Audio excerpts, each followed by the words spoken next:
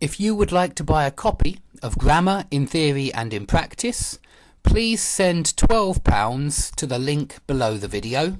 It's a PayPal link and I will send the PDF to your email. Alternatively, you can buy the paperback version on Amazon and I have left a link below the video. Okay, welcome everybody to today's class. Today we're looking at phrases and clauses, and we're going to be finding the phrases and clauses in Ray Bradbury's Fahrenheit 451. So this is the very first page of that novel, and we're just going to look at the grammar. And so I've written at the top of this document, you can see main clause, which is at the top of the hierarchy. This is what I drew on my board yesterday when I was just giving you an overview of phrases and clauses. Today you're going to see how these phrases and clauses, how they are arranged on the very first page of Fahrenheit 451. And I hope you will learn how to identify different phrases and clauses and how to identify the function of different phrases and clauses, because this is often the important thing to do. I won't go through these different types of subordinate clause because I did that yesterday. We've got noun clause, adjective clause and adverbial clause. And you've got 4 different types of phrase. You've got verb phrase, noun phrase, adverbial phrase and adjectival phrase. However, unfortunately, things don't always fit so nicely into those 4 categories. So participle phrases are usually adjectival, but they do have an adverbial component, and that's why I've put participle in between adverbial and adjectival.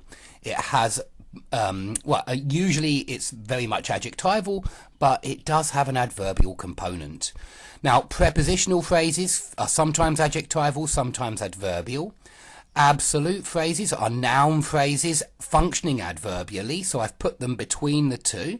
And we've also got appositives, which are really noun phrases that refer to the same object. Now, if anyone would like more information on all of these topics, I would like you to buy my book, because this is where we go for more information. There's plenty of exercises and examples in this book. And as you can see in the contents, we do go through all the parts of speech, and there is a chapter on page 86 called Phrases and Clauses. So we do go through all of this stuff.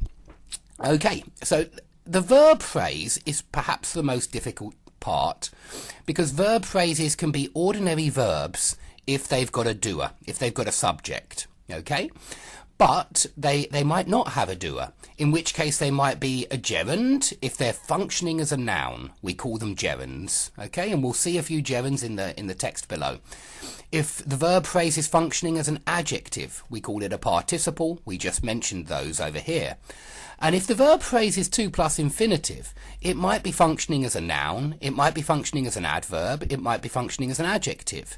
So the 2 plus infinitive verb phrase is very tricky.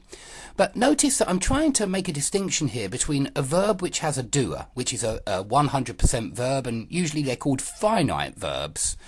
And I want you to separate those from verbs that don't have doers, which are gerunds, participles, and 2 plus infinitives. And these are sometimes called the non-finite verb forms. Okay, so let's get stuck in. It was a pleasure to burn. Now, I've colour-coded "it was a pleasure" as a main clause, but I want to make it clear that the whole main clause is the whole lot. It was a pleasure to burn, yeah? But within that main clause, we have this 2 plus infinitive at the end. It was a pleasure. What was a pleasure? To burn. And I want you to notice that this "to burn" is really referring to the it. It's renaming the it. So really we're saying to burn was a pleasure. Yeah? And now there's a very subtle point that I could make here. If we say something like, I have got wood to burn. Yeah? If we say that, I have got wood to burn, then the 2 plus infinitive verb phrase is describing the type of wood. What kind of wood? Wood to burn. And for that reason, it's functioning as an adjective. However, that's not what we've got here. We're not saying that the pleasure was a pleasure to burn. It was a to burn pleasure. It's not describing the pleasure. It's really extraposition, this is called, and again, this is in the grammar book, which I'm telling you about each class. Here, we really do mean to burn was a pleasure. Okay, it's not an adjective describing pleasure, it's renaming the pronoun, and in that sense it's functioning as a noun, this 2 plus infinitive, and this is called extraposition. Now I want to show you where this is in my book, because I want to help you find these kind of things in the book. So if you go to rhetorical devices, and if you skip past parallel structure, you very quickly come on to a section called fronting, first of all, and then after we've done fronting, we do something called extraposition. And this is what we have here. We've got a main clause, it was a pleasure, and then we've got a 2 plus infinitive, to burn, and that's renaming the it. Okay? Now, we see exactly the same thing in the first sentence. Here's the main clause, it was a special pleasure. And of course, the main clause does really go to the full stop. However, within the main clause, we've got two 2 plus infinitives, to see things eaten, and then we've got to see things blackened and changed. Okay? Now, both of these are renaming the it. Again, this is extraposition. Really, we mean to see things eaten was a special pleasure. To see things blackened and changed was a special pleasure. So, once again, these 2 plus infinitive phrases are functioning as nouns, renaming the it, and this is called extraposition. Please be aware that Ray Bradbury, obviously he had written quite a few books by this time, and he certainly understands that he could put this sentence differently. He could say, to see things eaten, blackened and changed was a special pleasure. But he hasn't chosen to do that. And you have to ask yourself why he doesn't want to do that. Why he wants to repeat, to see things, to see things. He's done it for a reason. And one more thing I want to point out is that I could have colour-coded eaten, blackened and changed as participles, because they certainly are participles. Eaten describes things, blackened and changed describes things. But we have these participles within the 2 plus infinitive phrase, and so I haven't colour-coded them. But this is the really tricky thing with phrases and clauses. You can split up anything into as many parts as you like. So we could say a special pleasure is clearly a noun phrase. Yeah, a special pleasure is a noun phrase. But it's part of the main clause, and so I put it just as the main clause. Okay? And that's a really tricky thing with grammar. Let's go on to the next sentence. With the brass nozzle in his fists. Now I immediately know it's a prepositional phrase because it starts with the preposition with. And we've got the same again. With this great python spitting its venomous kerosene upon the world. So we've got 2 fronted prepositional phrases. And they're both adverbial. Prepositional phrases often tell you the manner in which the main clause happened. And so again, I mean, what colour do I make these? Do I make them the adverbial phrase colour, or do I make them the prepositional phrase colour? They're both, yeah? A prepositional phrase is a type of adverbial phrase, okay? So we've got 2 adverbial phrases, both starting with, and then we've got this lovely metaphor of a great python spitting its venomous kerosene upon the world. So it doesn't take him long to get stuck into a metaphor, and this paragraph is bursting with metaphors.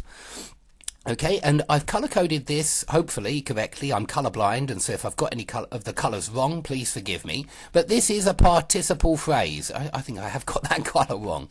But this is a participle phrase. Okay, spitting is a participle.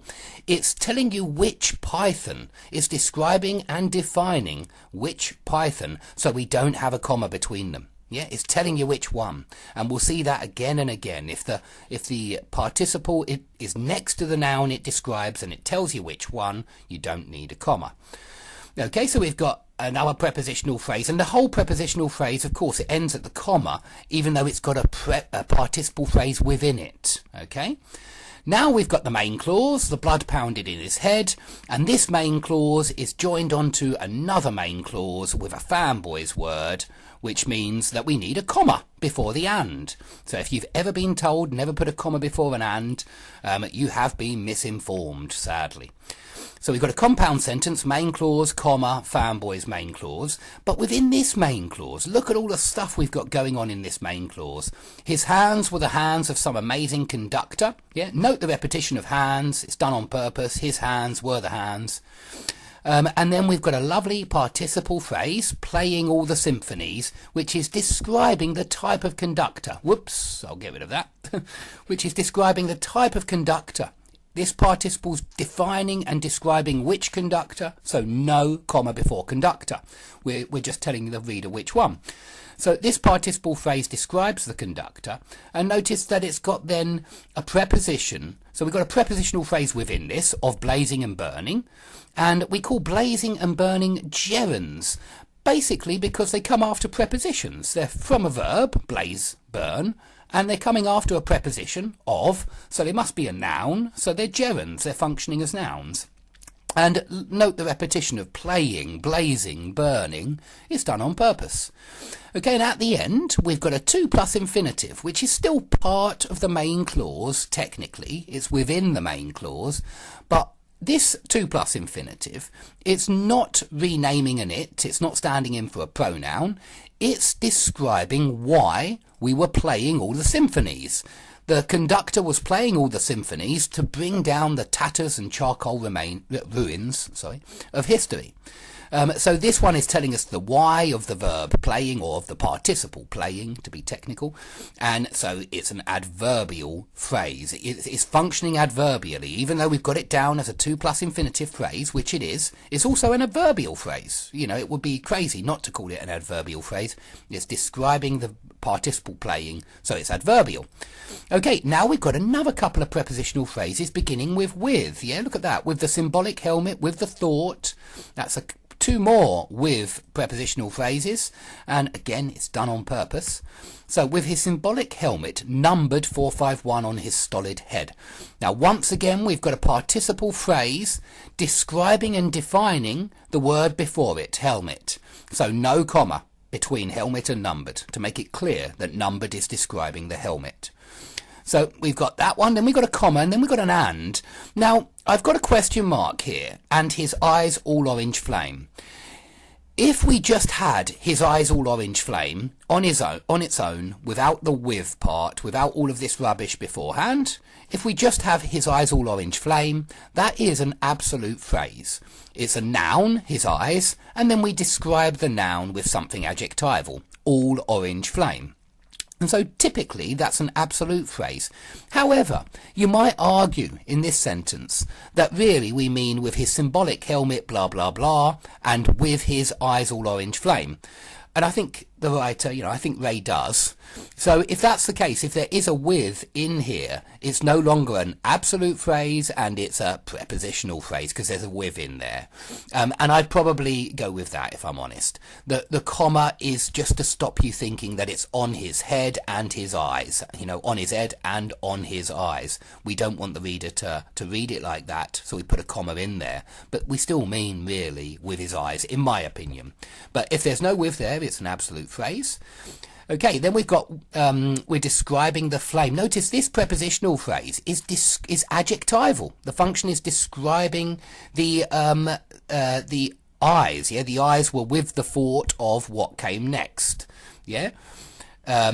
So have a look at this. We've got a noun clause in here. Now, noun clauses are always subordinate. They don't make sense on their own. And that's in the sense that it's not the main clause. The main clause is here. It's what comes after what came next. Yeah, there's your main clause. He flicked the igniter and the house jumped up in a gorging fire. That would be a complete thought. So what came next is the object of the preposition of, and noun clauses are always subjects of verbs or objects of verbs or objects of prepositions. And somebody mentioned yesterday, subject complement or object complement, if you want to make it clear that they can also be the subject or complement of a copular verb, and I totally agree, they can. Okay, so we've got the object of a preposition, so we've got a noun clause. Then we've got the main clause down here. And of course, the rest of the sentence is the main clause, but we can split the main clause up to some things which are inside the main clause. So we've got he flicked the igniter, and the house jumped up in a gorging fire. Now, we could have put a comma before the and there because we have got main clause and then a fanboys and then a main clause, but they are very short main clauses, and so Ray has decided that he doesn't need to. Fair enough. And notice that after a gorging fire, we've got an adjectival clause. In other words, a relative clause.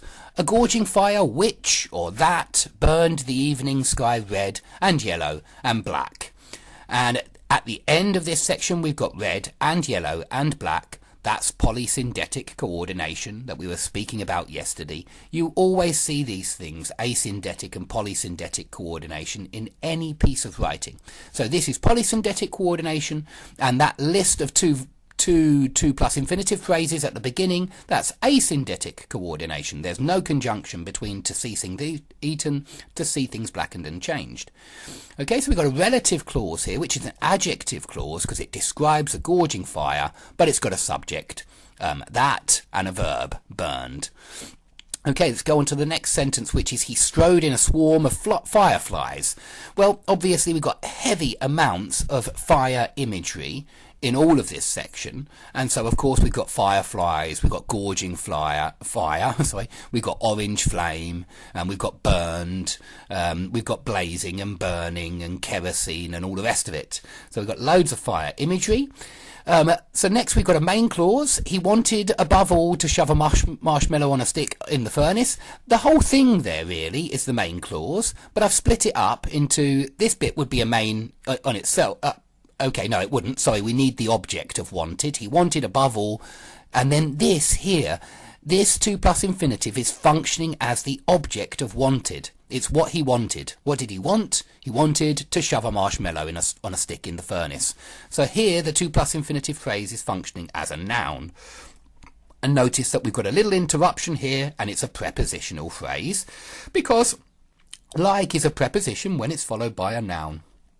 Okay, and then after the 2 plus infinitive phrase, which is functioning as object, we've then got a subordinate clause. And it's easy to spot subordinate clauses if you look out for the subordinating conjunctions like while, when, if, because. And so here we've got a subordinate clause, and it's the standard type of adverbial clause that starts with a subordinating conjunction. And after the full stop, we've actually got a sentence fragment. We've got another subordinate clause, which is in a sentence all on its own. Now, of course, this would not be allowed in academic writing, but in literature, you're allowed to do anything you like. So this while section, while is a subordinating conjunction, it's another incomplete clause. While the books went up in sparkling whirls and blew away on a wind turned dark with burning. And burning is a gerund because it's a verb that comes after a preposition. But of course all of that's part of the subordinate clause. Okay, then we've got Montag grinned the fierce grin of all men singed and driven back by flame. Listen to the lovely rhyme inside that sentence. Grinned, grin, singed. And notice the repetition of grinned and grin. So it's a nice sentence, and I've put the first part as the main clause because you could stop there. Montag grinned the fierce grin of all men, full stop. But then we've got a participle phrase, singed and driven describes the men, and they are singed and driven back by flame. Again, more fire imagery. Now the next sentence shows how tricky and how you can have main clauses within main clauses within main clauses. Have a look at this. He knew that when he returned to the firehouse, he might wink at himself, a minstrel man, burnt corked, in the mirror. Now, he knew is a main clause. You can say he knew full stop. Know is an intransitive verb, which means it doesn't need an object. This know does have an object, but you can say I know full stop. And so that's a main clause. But this he knew, it does have an object, and the object is a noun clause. Yeah, that's why I've put the that in yellow, and the noun clause actually is the whole rest of it. That is the object of knew. What did he know? He knew that when he returned to the firehouse, he might wink at himself, a minstrel man burnt corked in the mirror. Yeah, that noun clause is the object of knew. And inside that noun clause, we have a subordinate clause starting with a subordinating conjunction. When he returned to the firehouse, incomplete thought, comma, and then we have a main clause. He might wink at himself. Notice that he might wink at himself is a main clause within a main clause. And this is what makes grammar difficult. You can have main clauses within main clauses within main clauses. So we've got main clause, he knew X. That's the main clause, if that makes sense. And within that main clause, the X represents a subclause, when he returned to the firehouse, and then a main clause. He might wink at himself. And then we have an A positive. We rename the himself a minstrel man. So he straight away gets stuck in with an A positive. Writers love A positives. Please use them. They're great. So he might wink at himself a minstrel man, and we've got that in commas for the A positive. Burnt corked is a participle describing the minstrel man, and it interrupts as well, and so we need commas around it. And the in the mirror, it's a prepositional phrase, so I could have done it blue, but I wanted to make it clear that this is the end of the noun clause. This is the end of X. It's what he knew. It's the object of he knew. Okay? So then we've got an adverbial. Later, it's telling you when the verb in the main clause happened, so it's adverbial. Anything telling you when, where, how, or why can be considered adverbial. Then we've got a participle phrase, going to sleep, and it's obviously describing the he. However, I would not put this down as simply adjectival. Personally, I would argue that this is adverbial as well, and it's because really we mean while he was going to sleep. And because we're telling you when he would feel the fiery smile, we could argue that this participle phrase is adverbial. It certainly has an adverbial component, some adverbial meaning. So do be aware that participles do have an adverbial component, but I would always model them as adjectives. They do. This going to sleep does describe the he. Okay, so we've got a participle phrase. We've got two fronted adverbials, you could call them, because they're two incomplete thoughts at the front describing the verb in the main clause. Then we got the main clause, he would feel a fiery smile. Then we got another participle phrase, gripped. Gripped is the participle. Remember that participles end ing and ed, usually, if they're not irregular, and that will help you see them. So this participle phrase is describing the fiery smile. Then we got a comma and a prepositional phrase, in the dark. Then we got a lovely sentence. It never went away, that smile. It never went away, as long as he remembered. So we got the repetition of the main clause, it never went away, it never went away. And interrupting those two main clauses, we've got that smile. Now, notice that technically this is an A positive. Just like to burn was standing in for it, that smile is standing in for the it in this main clause and the it in this main clause. Now, in the grammar book that I've written, that I'm trying to get you all to buy, I tell you that when you've got an it and it's named later in the sentence, it's called extraposition. But when you rename something before, when you rename something at the front, we call that fronting. And that's why, in which you can find out about in my book, but that's why this A positive is both an extraposed A positive, it comes later than this it, and it's a fronted A positive when taken in respect to the next main clause. In relation to the next main clause, it's a fronted A positive, which is why I quite like it. Okay, and then at the end we got a subordinating conjunction, as long as, which means we got an adverbial clause. A clause that starts with a subordinating conjunction is nearly always adverbial. Okay, then we got quite a few main clauses. He hung up his black beetle coloured helmet and shined it. And so this technically is a comma splice. Don't do it in academic writing. He hung his flame-proof jacket neatly. He showered luxuriously, comma, because we're joining two main clauses, and adverbial, then, comma, whistling participle. This is describing the guy. And then we got one of these absolute phrases. We got noun, hands, and then a description of the hands, in pockets. Now, it's a prepositional phrase describing the hands, but this is an absolute phrase. Keep an eye out for them. They're always in literature, and I'd like you to start using them in your own work. They do sound very nice if placed in the right places. Okay, then we've got the rest of the main clause. The rest of the main clause is the second verb phrase. We've got he showered, blah, blah, blah, blah, blah, and walked. Yeah, so I must admit, technically, this comma doesn't actually have to be there. It's up to the writer, because we don't have main, comma, fanboys main. We've really got subject, verb phrase, and verb phrase. So it's not really two mains, but because of all of these other interruptions, then, whistling, hands in pockets, we've got, adverbial, participle, absolute phrase. It does make sense to perhaps put that comma in. Okay, and then the last sentence, at the last moment, that's a prepositional phrase functioning as an adverb. It's telling us when something happened. And then when disaster seemed positive, that's a subordinate clause functioning as an adverb. I know it's a subordinate clause. I can see the subordinating conjunction when. So really, these are two fronted adverbials, but we've got a prepositional phrase functioning adverbially, and then we've got a subordinate clause functioning adverbially, and then we got the main clause. He pulled his hands from his pockets and broke his fall by grasping the golden pole. And then we've got another main clause. He slid to a squeaking halt. And then we've got a comma, because the next part is an absolute phrase. And absolute phrases are always in commas. And I know it's an absolute phrase because it's a noun phrase, the heels. Notice in the other two absolute phrases it was a noun phrase, hands and eyes. All three of them are body parts, yeah? Eyes, hands, heels. And then we got a description of the heels. The heels were 1 inch from the concrete floor downstairs, but we've got no verb, and you don't get verbs in absolute phrases. You just get noun and then description of the noun. So you get the heels 1 inch from the concrete floor, hands in pockets, yeah, or eyes in the sky, head high, arms crossed, legs folded or whatever. That doesn't sound right, legs folded, but legs crossed, arms folded. They'd all be absolute phrases.